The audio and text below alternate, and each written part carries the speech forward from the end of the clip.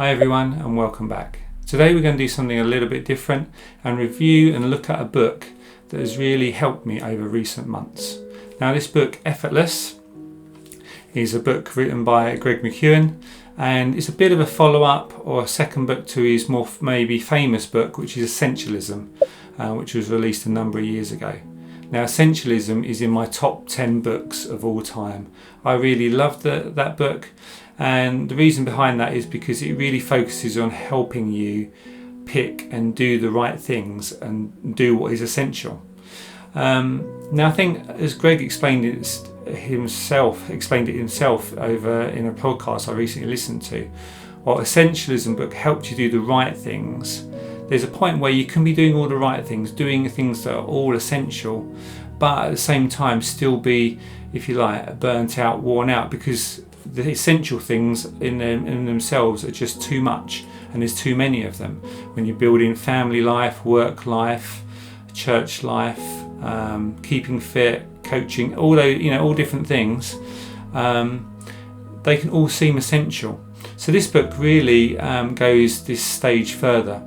And for me, with suffering from chronic fatigue and having reduced energy and reduced time, this book really was attractive to me because I wanted to do the essential things as effortlessly as possible.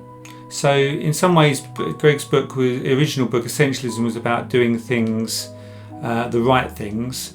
For Effortless, this book is about doing things in the right way. So today we're going to take a bit of a quick dive into the book. I'm going to go through the 3 sections that make up the book and really just draw out 1 or 2 points from each that will help us in our journey to be fruitful. And I'll share some stories from myself along the way. So I hope that's okay. Stay with us throughout the video and let's get into things. So as I mentioned, the book is split into 3 sections: the effortless state, the effortless action, and the effortless result. So I'm going to take the first section and just read a little bit from Greg's book that describes what effortless state is. And he says, "The effortless state is an experience many of us have had when we are physically rested, emotionally unburdened, and mentally energized. You are completely aware, alert, present, attentive, and focused on what's important in this moment. You are able to focus on what matters most with ease." So the effortless state really looks great, doesn't it? And Greg, throughout his chapter, then suggests different ways that you can achieve this state or things that contribute to it. Now, one of the things that stood out for me was the whole aspect of inverting, which means looking at something a different way, spinning it around to the complete opposite. And one of the ways he shows and demonstrates this is by just asking the right question. Now we know that there's power in asking the right question, but sometimes when we feel a heavy burden on things, we ask the wrong question, such as, why does this have to be so hard? So instead he suggests asking different questions like, what if this could be easy? Or what is the simplest way of doing this? Or what if this could be fun? And so just thinking and looking at things through those lenses can really help. So for example, what if this could be fun? Now most families don't like tidying up for dinner, for example, and washing up and all those things. So when I'm doing that, I can look at it and think, well, I'll just have to do this and get it over with, or I can make it fun. So for me, I love listening to podcasts, and so listening to podcasts and washing up, actually I look forward to those times because I can listen to a podcast, learn some things, enjoy that moment. The same could be said, if you like, rather than yourself doing it, other people involved in washing up, put some music on and just enjoying the moment. So making things, if you like, the essential things like washing up, and making those fun just puts a different perspective on it. So on to the next section, in which Greg describes all about the effortless action. And he says this: effortless action means to accomplish more by trying less. You stop procrastinating and take the first obvious step. You arrive at the point of completion without overthinking and overthinking. You make progress by pacing yourself rather than powering through. You achieve without overexerting. Now, I don't know if you're like me, but the whole aspect of powering through, overthinking, are things that I struggle with and have to kind of navigate around each and every day. But in this chapter, Greg really outlines some ways that can help you. And one of those is to look at the process as simply as possible. But in doing that, it's not about making the steps, for example, as simple as possible, but that's one aspect of it.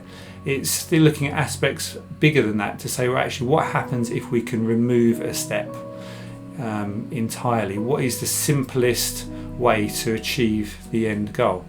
So some examples of that would be, for myself, when I've been recording these videos, I've gone through the process where I've written down notes and designed and put like a sketch out for the videos, and then I would go through and type it all up and put a more formal document. And I've done that because that's what I'm used to, that's my background in project management. But actually, in terms of recording the video, I didn't need to do that secondary step.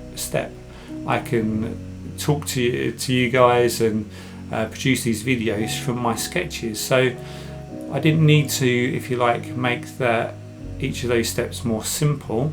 I needed to remove a step entirely. So Greg kind of uses this chapter to go down these routes. Jeff Bezos in Amazon did something similar in terms of the whole one-click option to check out. He was trying to make the most simple as possible for the result to be achieved, and for a customer, rather than having to put in all their details every time, you just say, right, you click on this one button to achieve the result.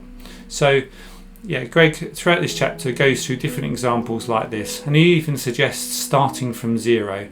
Now, in some ways that can seem a little bit strange, because maybe we're used to using our experience. Starting from zero means starting from the beginning. But as well as, experience can be a helpful thing, but also it can sort of cloud our lenses, our visibility. So starting from zero and really looking at things from scratch can really help us in terms of achieving effortless action, because you're not clouded by everything that's gone before. You think, well, actually, what is the simplest way to achieve this? So on to the third section, effortless results. And Greg says this: you've continued to cultivate your effortless state. You've started to take effortless action with clarity of objective, tiny, obvious first steps, and a consistent pace. You are achieving the results you want more easily, but now you want those results to continue to flow to you again and again with little additional effort as possible. You are ready to achieve effortless results. And some of the suggestions that stood out for me from Greg on this were around learning principles and leverage. So in terms of learning principles, it's, I suppose as it sounds, to learn the principles behind things, not maybe the just how to deliver something in one way. So for example, when you're baking a cake, you can follow a recipe through and learn how to do that. But the principles behind, for example, a sponge cake is that it has flour, eggs, margarine and sugar in it, and there's a basic ratio between them that achieves a cake. So once you know that principle, you can achieve most cakes and then just adjust different things to different flavours you want. So it's the same thing with this really. To achieve effortless results, it's all about understanding the principles behind things and replicating them, rather than just achieving something and in some ways not knowing what the principles behind that are. So that's one example he gives. Another one is about leverage and about reading books. Now, there's a phrase about staying on the shoulders of the people who have gone before you, and books are an excellent way of doing that. It takes 2.5 years maybe to produce a book, and the authors put a lot of effort and research and everything and time into that, and you can look at that and read lots of things and increase your knowledge and leverage that knowledge in terms of the future. Is a little bit what I suppose I'm doing in this video. I've read this excellent book by Greg, and I'm going to use this and apply this to how I do things in the future.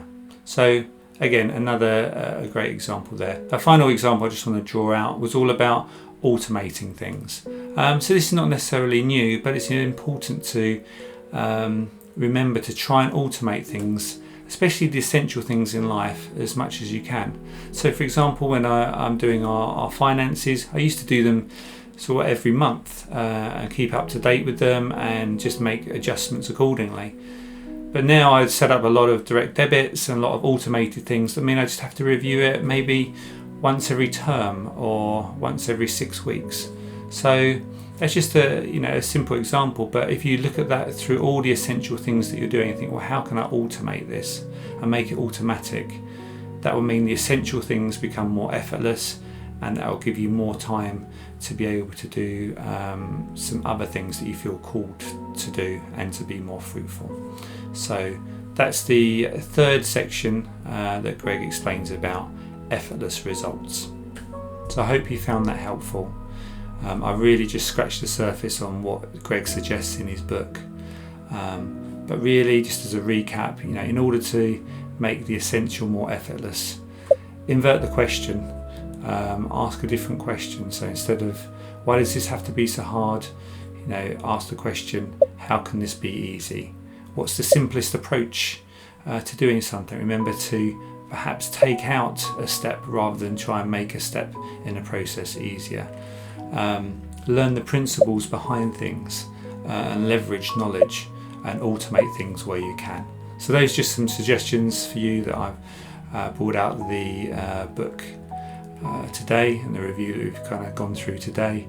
So I'll put a link in the description to Greg's book and to his podcast, What's Essential. That's a great way again to get the lowdown on Greg's thinking of things. So there, again, links will be in the descriptions for these.